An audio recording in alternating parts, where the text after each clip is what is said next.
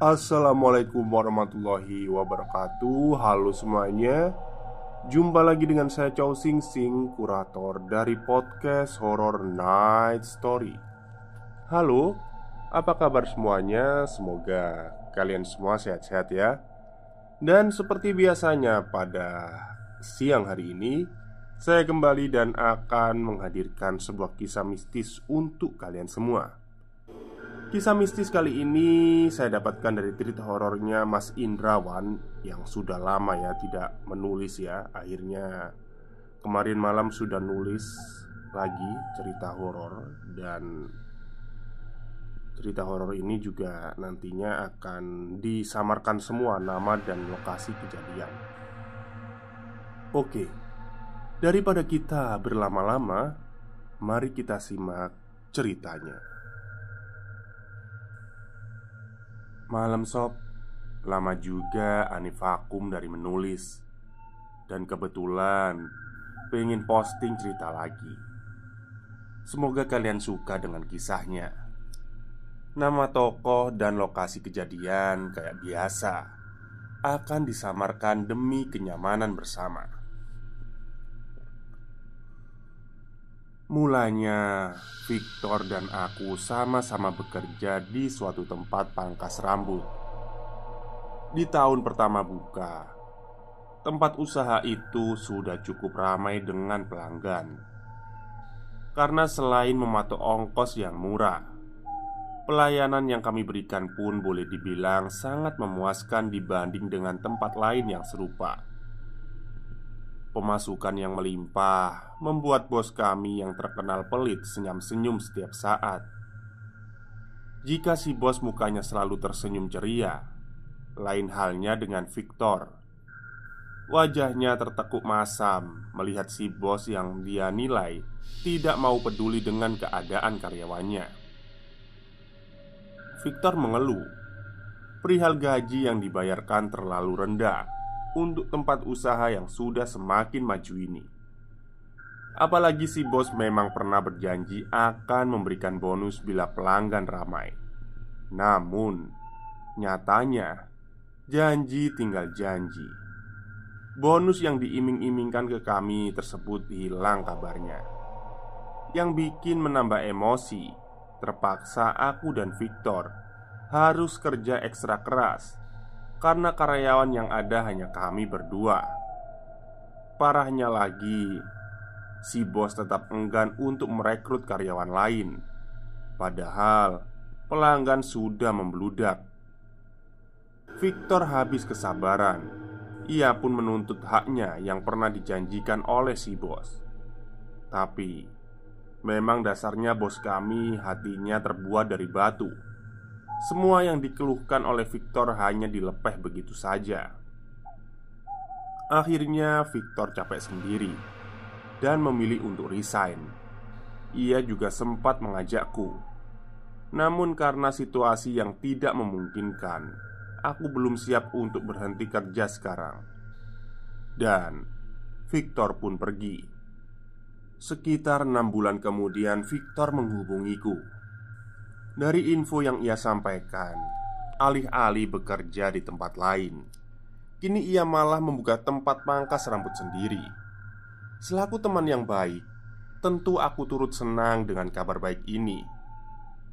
"Hei Jem, malam nanti lo kesini ya," seru Victor lewat telepon. "Oke, tapi agak maleman ya. Soalnya gue mau ngejenguk cewek gue dulu di rumah sakit," jawabku. "Iya deh, gue tunggu loh," balas Victor. Lalu ia mengirimkan alamat lokasi yang akan kudatangi nanti. Jam menunjuk pukul 10 lebih sedikit ketika aku tiba di sana. Tempat tersebut berupa sebuah ruko kecil di pinggir jalan yang tergolong sepi. Di depannya ada pelang tertulis pangkas rambut Bang Victor. Aku tersenyum sendiri. Berarti aku tak salah alamat. Pintu besinya nampak tertutup. Kemungkinan Victor sedang berada di luar. "Loh, gimana sih dia? Katanya sudah nungguin, gumamku.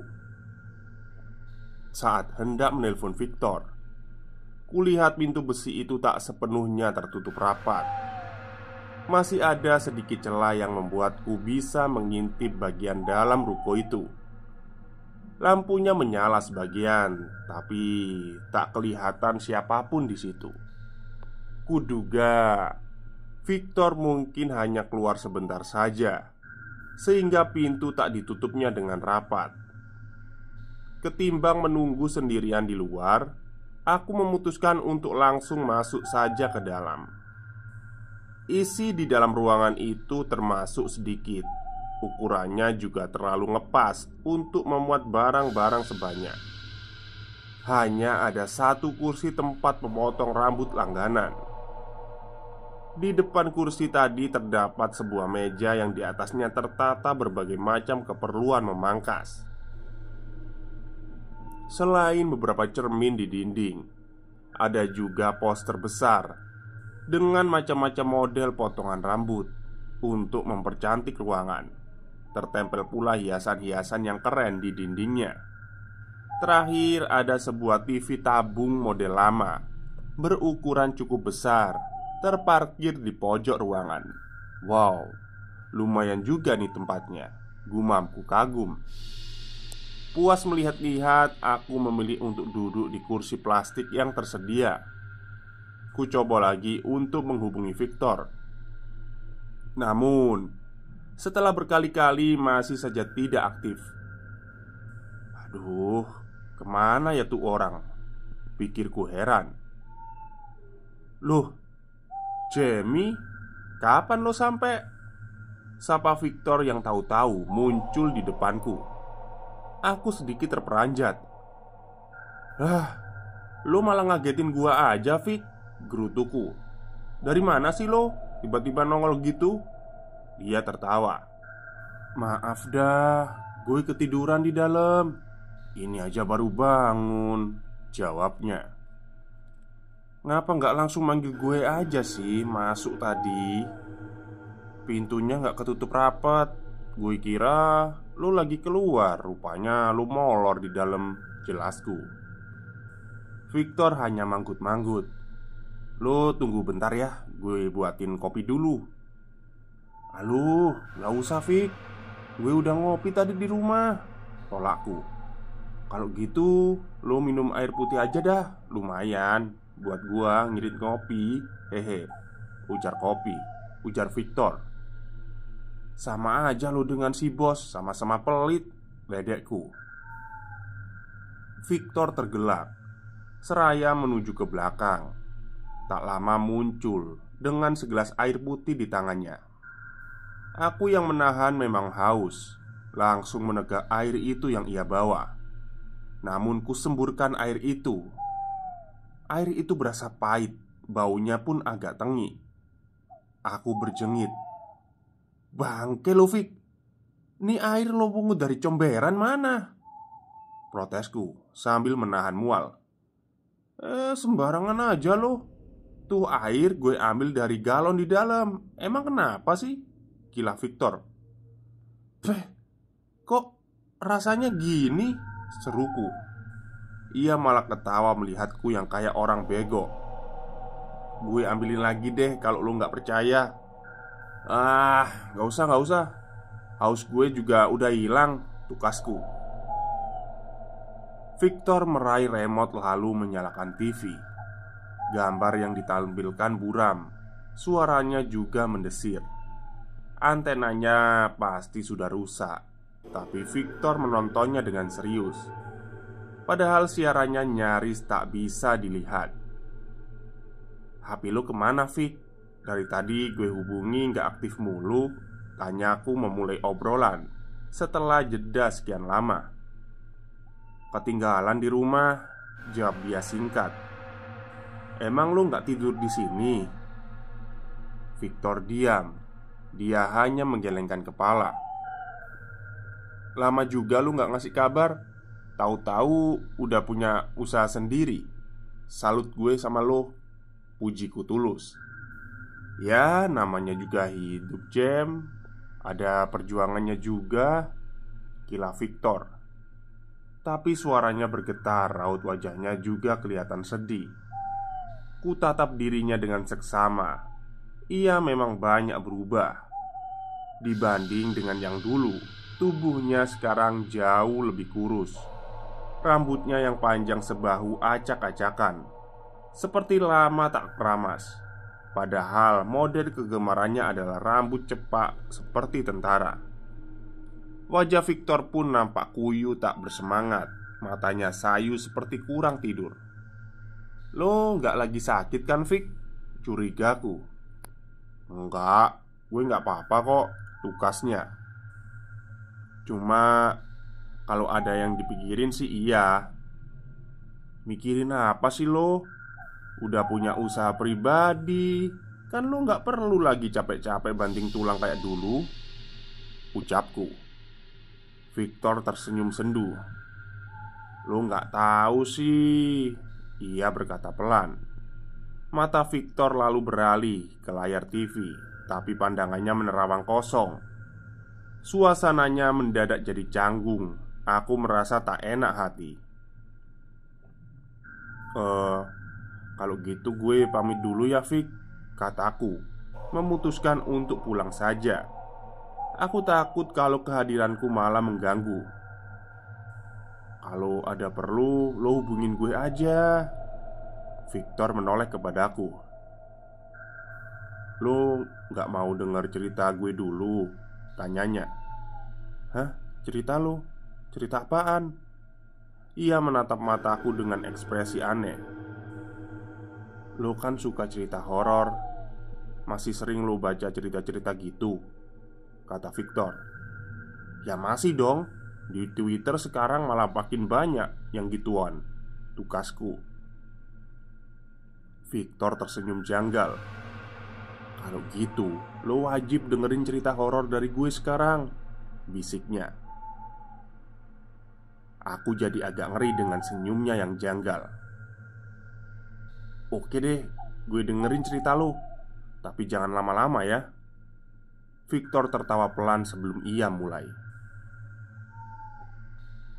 "Dulu, ruko yang gue sewa sekarang ini awalnya adalah sebuah rumah," ucap Victor. "Karena suatu masalah, si pemilik terpaksa harus berhutang pada seorang rentenir. Dan lo pasti bisa nebak apa akibatnya kan kalau pinjem duit ke Lintah Darat?" Aku ngangguk paham. Nah, singkat cerita, empunya rumah ini diteror terus sama si rentenir agar hutangnya dilunasi. Sedangkan ia sendiri merasa sudah nggak mungkin lagi sanggup bayar karena nilai hutang dan bunganya sudah nggak masuk akal saking banyaknya. Ia pun lelah. "Terus?" kataku. Victor berucap dalam. "Ya, dia lelah. Lelah dengan semua hutangnya. Lelah diteror. Lelah dengan hidup ini. Akhirnya dia memilih untuk menghabisi nyawanya sendiri. Ia pun gantung diri di sini, di ruko ini." Rambut di tengkukul berdiri merinding. "Lo tahu nggak, Jem, posisi di mana dia digantungin diri?" kata Victor dengan suara berbisik. Mana gue tahu," gilahku cepat. "Tuh, di dalam kamar tidur yang gue tempatin ini sekarang. Dan lo mau tahu nggak?" "Apaan sih?" sergahku mulai takut. "Kadang-kadang dia suka nampakin dirinya ke gua di kamar itu. Malah dia ngajakin gua untuk mati gantung diri sama seperti dia," lirik Victor. Tenggorokanku tercekat mendengar kalimatnya barusan. Anjir, serem amat ceritanya, pikirku. "Alah, bercanda aja lo. Lu kira gue bakal percaya dengan dongeng macam gitu?" Aku mengolok. Victor tersenyum penuh arti. "Mau percaya atau enggak itu terserah lo." Lalu ia beranjak masuk ke dalam. Mau kemana lo?" panggilku. Tapi ia tak mendengar, malahan melengos pergi. Mungkin ia mau ke toilet. Aku menghela nafas. Sialan, gumamku. Datang jauh-jauh ke sini bukannya disuguhi makan atau apa, malah dijejali cerita horor yang gak jelas. Sebenarnya ia tak pernah bertingkah aneh sebelum ini. Bisa jadi ia sedang banyak pikiran, sehingga bicaranya agak ngelantur, begitu dugaku. Tapi hampir 30 menit berlalu, Victor tak kunjung keluar dari dalam ruangan. Masa ia tertidur, kan lagi ada tamu, pikirku. Aku jadi risau sendiri, padahal aku sudah ingin pulang. Lalu kuputuskan untuk menghampirinya daripada harus menunggu lama-lama. Ruang tengah yang kumasuki kosong dan pintu kamar mandi yang ada di situ posisinya terbuka. Tak kelihatan batang hidung Victor di sana. Sedangkan pintu kamar tertutup rapat. Terdengar suara-suara samar dari dalamnya. Ku ketuk pintu tersebut sambil memanggil-manggil Victor. Vic, Vic, lo di dalam ya? Gue mau cabut duluan nih. Ada yang menyaut. Jamie. Darahku terkesiap mendengar suara erangan itu. Itu suara Victor. Sesuatu sedang terjadi padanya. Victor, pekiku sambil berusaha membuka pintu yang terkunci dari dalam. Karena kalapku tendang-tendang kuat daun pintunya hingga jebol. Tepat di depan mataku, tubuh Victor sudah tergantung di langit-langit dengan leher terjerat seutas tali. Mulutku menganga, wajahnya membiru. Kedua bola matanya melotot seakan hendak keluar. Bibirnya menyebut namaku, namun suaranya tertahan karena kerongkongannya tercekik dengan ketat. Kakinya meronta-ronta, seperti hendak mencari tempat untuk berpijak. Aku panik bercampur takut setengah mati. Gue turunin, Vic, gue turunin. Bertahan, Vic, seruku. Aku mendekat hendak meraihnya. Tapi tiba-tiba Victor tertawa terkekeh-kekeh. Bahkan tawanya dibarengi dengan darah kental yang mengalir dari sela mulutnya. Sekujur tubuhku meremang.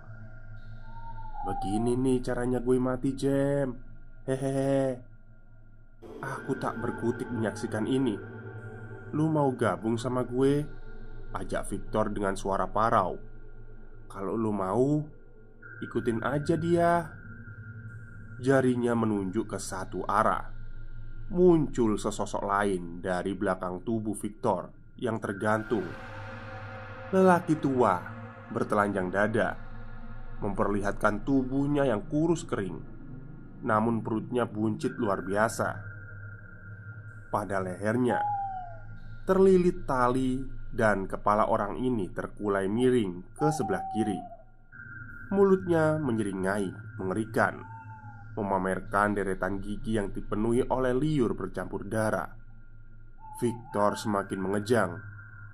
Ikut gue, Jam, ikut gue, temenin gue, Jam. Sosok tak dikenal tadi mulai maju mendekat dengan langkah terseok. Ini gak beres, ini gak bener, tapi ini nyata. Aku ingin segera melarikan diri, namun kaki ini entah kenapa jadi kaku. Aku gemetar ketakutan. Rasanya aku mau pingsan. Syukurlah, entah datang dari mana kekuatan itu. Aku dapat menguasai diri dan berhasil kabur keluar dari sana sambil menjerit-jerit seperti orang yang kesetanan. Siang harinya, jasad Victor selesai dievakuasi oleh pihak berwajib. Ia telah tewas. Tewas karena menggantung dirinya sendiri di kamar itu. Dari hasil visum, diduga kuat dia telah mati bunuh diri dari 4 hari yang lalu. Aku tak percaya. Padahal baru tadi malam aku bertemu dan ngobrol dengannya. Walaupun berakhir dengan kejadian mengerikan, sekedar memastikan, ku periksa lagi isi pesan darinya yang memintaku untuk datang. Sekali lagi, aku melongo heran. Setelah ku cek baik-baik, ternyata pesan tersebut telah dikirim oleh Victor sejak sebulan yang lalu. Aku benar-benar tak habis pikir. Padahal ponselku selalu aktif. Semestinya, setiap pesan yang baru masuk pasti akan terbaca. Tapi kenapa kali ini pesannya baru masuk sehari yang lalu? Kepalaku jadi pusing. Terlalu banyak keganjilan yang terjadi malam ini. Dan fakta lain yang kutemukan ternyata tak pernah ada orang lain selain Victor yang mati bunuh diri di ruko itu. Hal ini ku ketahui setelah bertanya pada warga sekitar. Entah dari mana Victor mendapat cerita itu, atau mungkin diakibatkan kadar depresinya yang begitu tinggi, sehingga otaknya berhalusinasi sedemikian rupa. Dan kisah tragis yang ia kemukakan semalam, kupastikan adalah kisah tentang dirinya sendiri. Kasihan Victor. Ia pasti tak punya teman untuk berkeluh kesah. Aku maklum karena secara pribadi Victor orangnya sangat tertutup. Lagi pula ia memang sulit untuk bergaul dengan orang lain. Ia terlalu minder. Hanya bermodal semangat dan nekat, ia mampu bertahan. Namun sayang, ia gagal. Perjuangannya harus berhenti, dan ia lebih memilih untuk bunuh diri. Aku terisak, menangisi kepergiannya. Selamat tinggal kawan, semoga engkau damai di sana. Konon katanya, seseorang yang mati dengan cara yang tak wajar, maka arwahnya akan bergentayangan di dunia. Menurut pengakuan masyarakat yang tinggal di sekitar ruko itu, sosok mirip Victor sering menampakkan diri di wilayah itu. Biasanya, ia terlihat di depan toko dengan posisi berdiri sambil memiringkan kepala. Pernah juga ada yang melihat ia mondar-mandir di jalan pada malam-malam tertentu. Banyak warga yang mengeluh karena rumah mereka jadi sering diketuk oleh sosok tak kasat mata itu. Tak jarang, warga setempat selalu mendengar sosok itu menangis dari luar rumah mereka. Beberapa kali Victor mendatangiku lewat mimpi. Kondisinya sangat mengenaskan, persis seperti yang kulihat pada malam itu. Victor yang malang, ia pasti tak tenang di alam sana. Oh ya, jika setelah selesai membaca kisah ini lalu kalian mendengar ada suara tangisan di luar sana, sebaiknya kalian ajukan saja.